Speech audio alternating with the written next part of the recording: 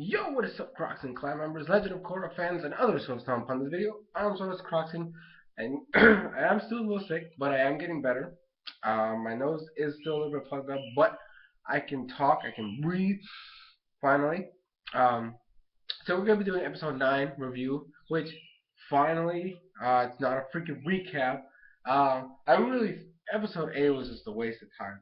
But this one, it felt a lot more structured. And yes, I understand that there's a whole debacle between Nickelodeon and the creators of Korra. Honestly, I think that both sides are just Nick should just give them a break, and then they should just try to put as much effort into whatever they can. Um, like I think both sides are doing something bad, wrong essentially. The episode was fine. It was good to go back to the way it was going because I liked the episode. I did. It was essentially uh, we Korra and everybody figuring out that Kuvira is stealing spirit vines, and the fact that because it's the tree, right? It's the main tree of the world that's connected everywhere. It's obviously going to cause some issues with the spirit vines in Republic City. You know, the one section that's all covered, acting up because hey, uh, it hurts. I mean, the thing is, I think if we really look at it, that particular tree in the swamp is technically alive. So obviously, since it's connected to everywhere and is getting cut, it's gonna try to. It's basically gonna be an out. It's gonna be a shriek of outrage. Dang it! I don't even know what I'm trying to say. But it's basically calling out and being, hey, stop it. Or at least trying to get attention. The first victim is I don't know if you guys remember from the third book. Then again, I don't think anybody remembers too much from the third book. The guy who lived in his parents' basement and he was an airbender. That guy was apparently now part of the Air Nation, and he does tours for people in that particular area. His group gets kidnapped by the Vines, and then Janora actually is the one that gets Korra and what was it, Opal. Like all three of them go to search, and then Janora gets captured after Korra and Opal decide to go tell the president that Kuvira is doing some damage. Um, and then because Kuvira is such a dangerous thing, you know, she's bad, nobody likes her, she's gonna cause some problems. They're actually having a meeting, like it's the president of Republic City, Tenzin, the Fire Lord, which is I don't know who she is, and she's just randomly introduced. We don't know who she is. We don't know where she's from. She's just randomly there, and then the prince, who's supposed to be the ruler of the Earth Kingdom. Um, and so what ends up happening is that Korra barges in to try to explain to them that Kuvira is dangerous right now, and they're over here trying to come up with a plan to take her down. And then the funny thing is that she starts questioning why she wasn't invited, but the prince was, because it makes no sense.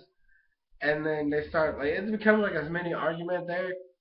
And then so she's gonna explain, and then Bolin barges in with Barrick, like because they finally got there, and they're gonna get arrested, and they're like, no, no, we have some information. And so they start explaining the whole bomb or not. What is it, a bomb? I think it's a bomb. That the thing that Varric was working on, and then Korra is like, well, they're cutting down the spirit tree in the swamp, and then they're like, oh snap! So then they start coming up with a plan, but then the Fire Lord is like, or actually it was Tenzin first. He's like, well, we're not gonna do any fighting that's unprovoked. Like the Air Nation is gonna stay out of it. And then the Fire Lord, she's like, you know what? We're getting out of this too because Fire Nation has been the most stupid wars for the past freaking hundreds of years. We're not gonna barge into another one unprovoked. And so they're like, okay, okay, well, at least let's raise our defenses around the borders. And they're like, okay, at least with that, I'll help you. And then, but, Opal, that's the whole no, Su Yin and her husband, and then the twins, and the the artist. They're Opal's family, and then they're also um, Bayfarm's family. So Lynn and Opal then decide that they're gonna go rescue their family by themselves. Now, Janora's been captured, or she's getting captured again, and she tries to call out for Korra, and so they go over there, but it's like this whole ordeal, right? So there's like people getting, taken away. The tours are shutting down for the rest of the day, and then Korra's gonna go in there, but Tenzin's like, okay, whoa, can't do that because of this and that. She's like, I got this, and they go in there, and they're gonna rescue Janora, but they can't find her. They don't know where she's at. And then what ends up happening is that they get attacked by the spirit vines, and they actually accidentally run into them. They're like in these little pods, um, which have trapped their physical, like their physical body, but their spirit body, their spirit is actually trapped in the spirit world.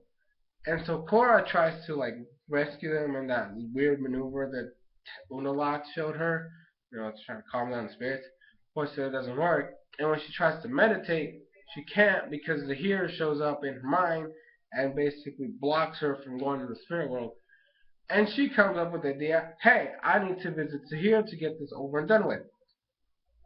So she's gonna do that, and she asks Tenzin, and he's like, you can't do that, and it's dangerous, and all that other stuff. And she's like, you don't believe in me. And he's like, no, it's not that. It's just I already have Janora trapped in freaking nowhere, and I can't afford to lose you too, and all this other stuff. Because Tenzin, remember, Korra has been with Tenzin for years, so and he honestly feels connected to her. Plus the fact that she's technically the reincarnation of his dad, so there's that. So he feels protective of her. Now she's like, don't worry, I'll be fine, all this stuff. And so he gets permission so that they can do that.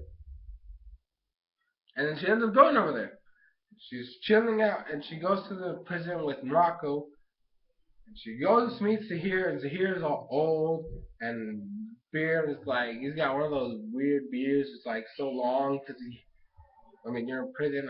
I don't think, especially, excuse me, I don't think, especially since he's such a dangerous criminal, and I gotta leave his arms free. He can't. He's technically okay. It's a big room, and he's like right in the center, or maybe a little bit back because Korra was standing. He actually couldn't reach her. But it's like this little platform, and it's got chains, and he's tied up, and there's nowhere he could just go and shave. So he's got like this weird nasty beard, and he's like floating, like he's still floating. He can fly. Remember that he can fly. So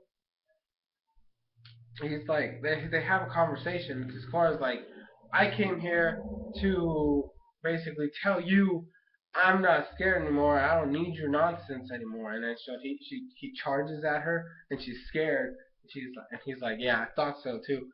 But then so basically she starts explaining that he ruined everything because he killed the queen, and because she killed the queen, Kuvira came into power, and she's a psycho, and she's worse because she's a dictator. And he's like, yeah, I've heard stories. I didn't believe this, so we need to take her down. So and then basically he helps her go into the spirit world. Like he straight up takes her to the spirit world. The thing she couldn't do, and then she talks to Rava again, and then she saves Janora and everybody. So nice, and then Bolin, like the subplot of the episode is Bolin trying to win Opal again, and the episode literally ends with um Bolin, because remember, Opal and Lynn are gonna go save their family. So Bolin goes to talk to her and kind of explain that because he's been failing since he got there to get her to, I guess, forgive him. He's like, I know that we're not in a good state right now, but I'm not gonna stop trying to win you back because I love you, and all this other stuff. And Opal's, you know what, it's nice, and all this stuff.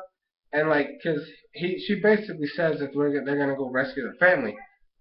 And then he's like, well, I love you and all that stuff. And she's thank you, and then she goes to leave, and she turns around and she's like, well, there is one way you can win me over. We all know what it is. Actually, I'm pretty sure this was gonna be a thing from the get go. I knew that the only way Bowling could probably even consider winning her over was if they rescued their family, because Bowling knows where they're at. He knows where they're at. So the way it works is that excuse me, they're gonna go. He's gonna basically. She says that, and he's like, okay, so where are we going? And they're like Zaofu. So they're gonna go rescue their family, and Bolin should know that. So that's basically the setup for the next episode. I am still upset that Korra is not interacting with Kavira because, like I said, I wanted to see another fight between both of them. Like especially now that Korra is back at technically full power. Um, have Korra face off against Kavira, and because she's back to I guess her normal self, Kavira actually can't handle her, so she like basically books it, and then like the final match for the last episode is like the most coolest thing ever. I don't know, I'm just saying. Um, but that is gonna be it for this review. Thank you guys so much for watching. Leave your thoughts and comments in the comment section below. Let me know what you thought of this episode.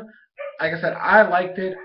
I honestly feel like they should just push through to the finale. Nick, just give them some breathing room because right now you're making it worse for yourself. I mean, literally, you had Avatar: The Last Airbender, and then you had the first book, and then the second and third one were horrible, especially with the timing, like the way you space it out, and the time slot you gave them were horrible, and the way you set up the episodes were horrible, and then book four actually is pretty good, and then you just need to give them some breathing room. I'm being serious. Give them some breathing room to at least finish the series, because at this rate, people are just gonna hate on you. I'm being straight up. Nick, just give them breathing room, and then the creators of Korra, just try to finish as much as you can, because don't I mean just I think this is clearly a wake up call for you guys. There's this whole shenanigans is done.